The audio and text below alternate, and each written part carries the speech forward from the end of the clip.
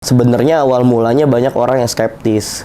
Emang ada anak muda yang mau bahas-bahas serius gitu. Ngapain kita undang orang-orang yang sudah mendukung gitu? Justru kita harusnya menghadirkan orang-orang yang mengkritik. Nah, hasil dari pemilu ini adalah pembelajaran dan kesadaran buat aku personal bahwa penting untuk perut tuh lebih penting dibandingkan leadership atau gagasan gitu. Ya udah makan dulu aja gitu.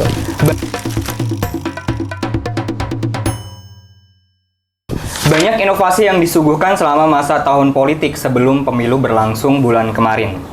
Beragam kegiatan positif untuk adu gagasan pun telah kita lihat bersama. Salah satunya adalah Desak Anies yang digagas oleh teman-teman dari Ubah Bareng. Selanjutnya bersama gue Leon Wical dan kali ini gue udah duduk bareng Galang Dwi Putra, penggerak Ubah Bareng. Thank you. Selamat siang, Bung Galang.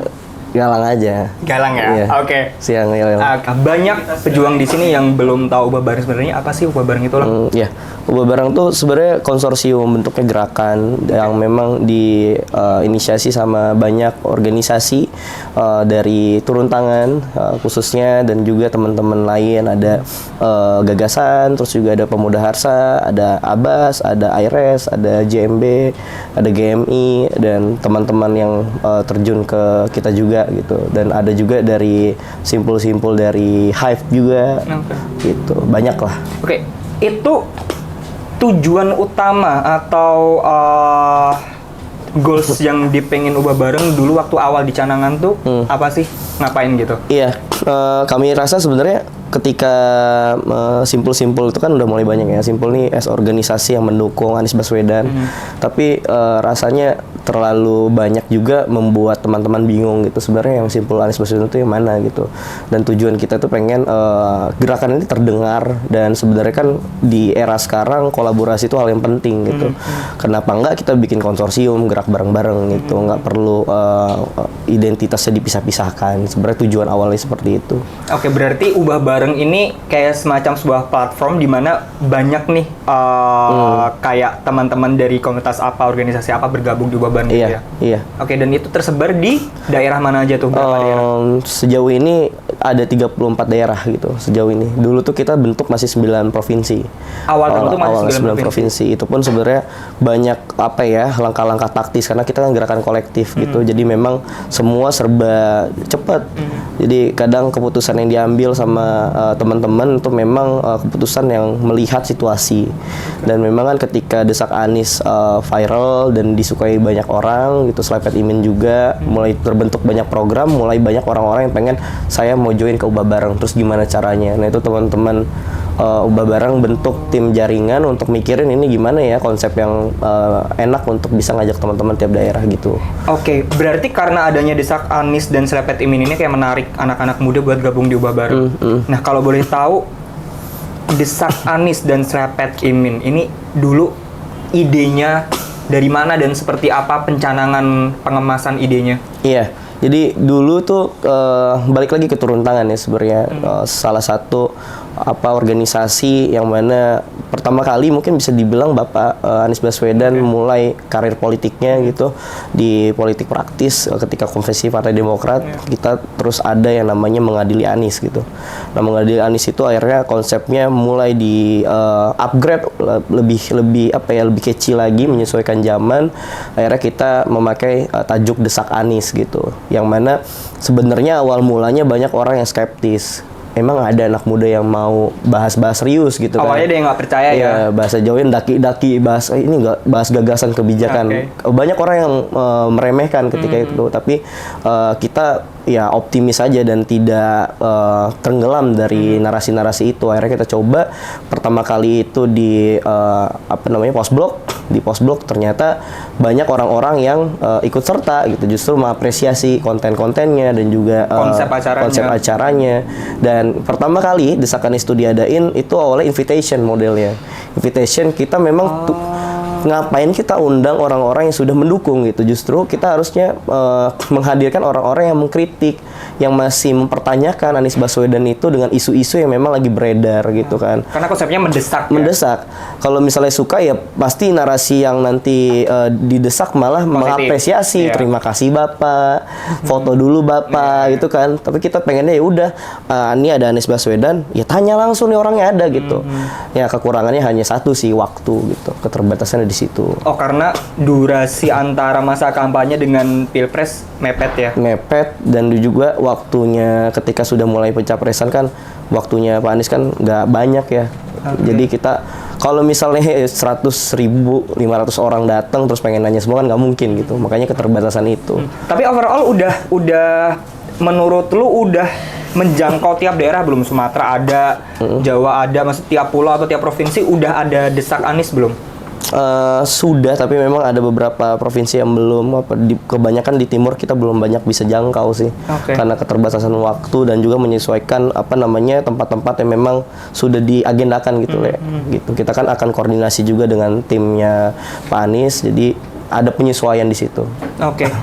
Sepenglihatan lu waktu turun langsung di daerah-daerah nih, dengan acara desak Anies ini ada nggak sih dampak yang terlihat secara langsung nih di lokasi?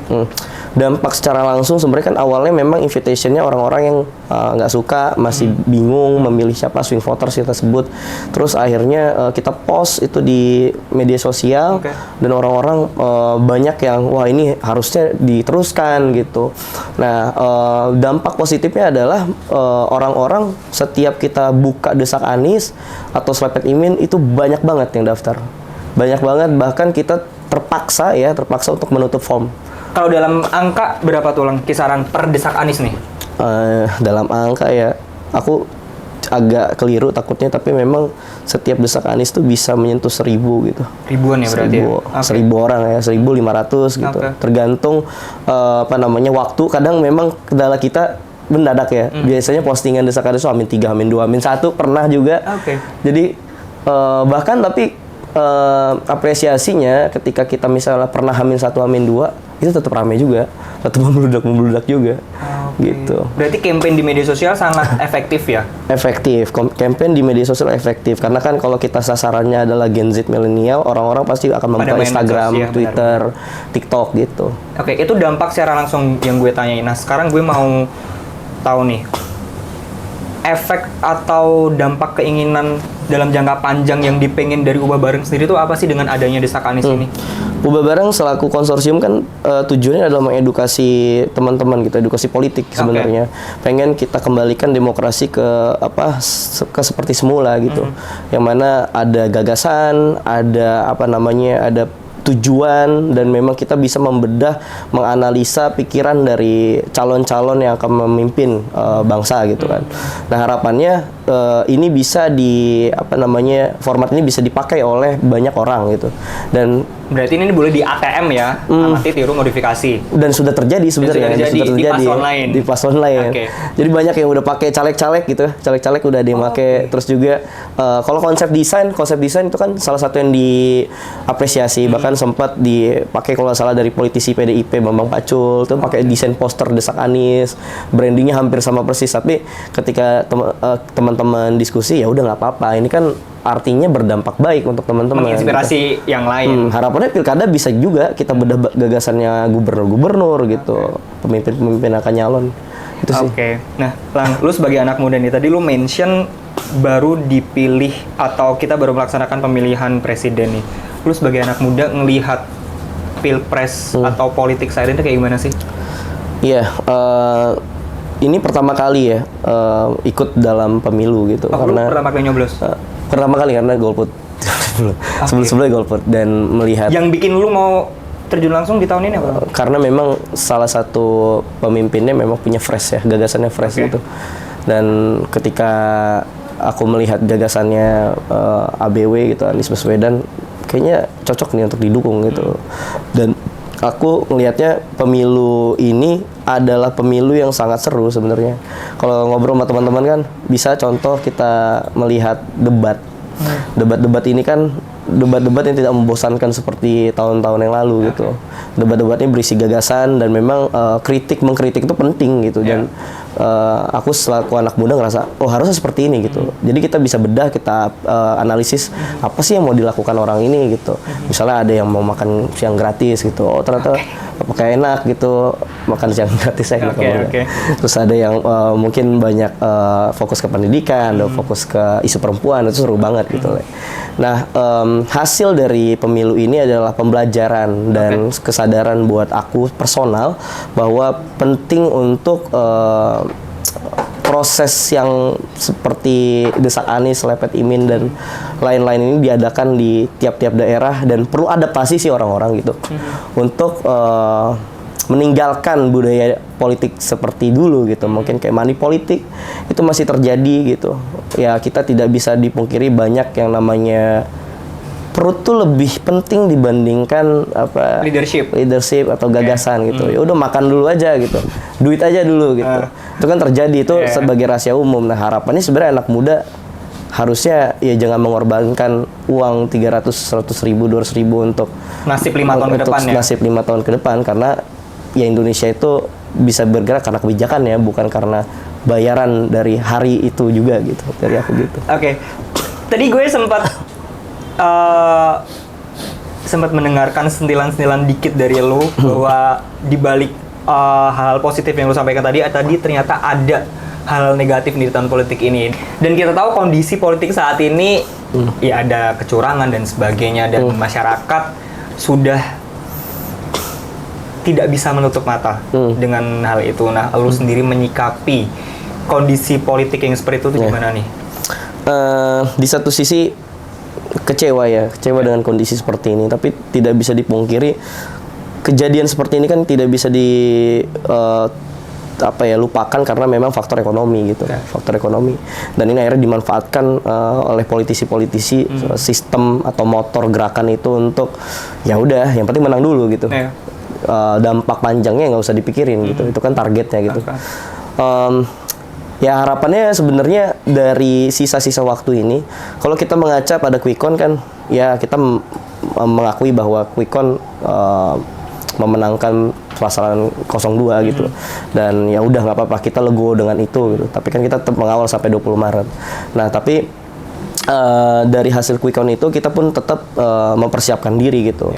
Perubahan yang disampaikan oleh Pak Anies Baswedan dan Gus Muhaimin itu tetap pada awalnya gitu. Mereka berdua dan timnya tetap dalam jalur perubahan dan tidak bergeser, dan itu kita berharap tetap seperti itu sampai 5 tahun sampai 5 tahun ke depan. Dan Ubah Bara nggak akan luntur, akan ya sudah kita misalnya kalah dari Quick Count gitu, kita terus ya drop, kita nggak ngapa-ngapain, tapi kita tetap mengedukasi teman-teman, bahkan menciptakan dialog-dialog atau event-event yang lebih baru lagi yang bisa kita kolaborasikan dengan teman-teman di seluruh Indonesia gitu. Oke, berarti bisa dipastikan Ubah Bareng ini setelah pengumuman hasil real count nanti oleh KPU akan tetap ada aktivitas dan kegiatan, intinya adalah edukasi politik ya, ke masyarakat khususnya anak muda gitu ya. Betul, tetap di jalan perubahan. Jalan perubahan. Oke, Lang, terakhir nih, lu sebagai anak muda silakan menyampaikan pesan nih ke anak muda yang ada di daerah-daerah. Silakan. Oke. Salah satu hal yang menarik di pemilu 2024 ini kan adalah banyaknya generasi Z dan milenial yang terlibat dari pemilu gitu. Hasilnya apapun itu, aku harap teman-teman muda lainnya bisa mengawal ini sampai 5 tahun ke depan secara kritis dan memang bisa seobjektif mungkin, sehingga apa yang kita pilih pada sebelumnya itu bisa dipertanggungjawabkan sebaik-baiknya. Itu pesan dari aku. Tetap berkolaborasi dan bisa natural secara analisisnya gitu. Jadi tidak ada hal-hal yang bisa dipengaruhi oleh orang lain atau faktor eksternal lainnya gitu dari aku. Mantap, luar biasa. Oke, Galang, thank you banget udah datang di Soan Tete. Terima kasih Soan Tete. Sukses dan lancar terus buat aktivitas berikutnya. Thank you udah datang ke sini. Sehat-sehat terus. Siap. Oke. Pejuang itu tadi ngobrol asik dan pastinya sangat berbobot ya bareng Galang sebagai penggerak dari Ubah Bareng. Tetap pantengin podcast Pejuang karena akan ada Soan Tete episode berikutnya. Pejuang bukan, hadapi. Mantap. Keren deh. Gue nggak batuk lagi. Gue nggak batuk lagi. Mantap.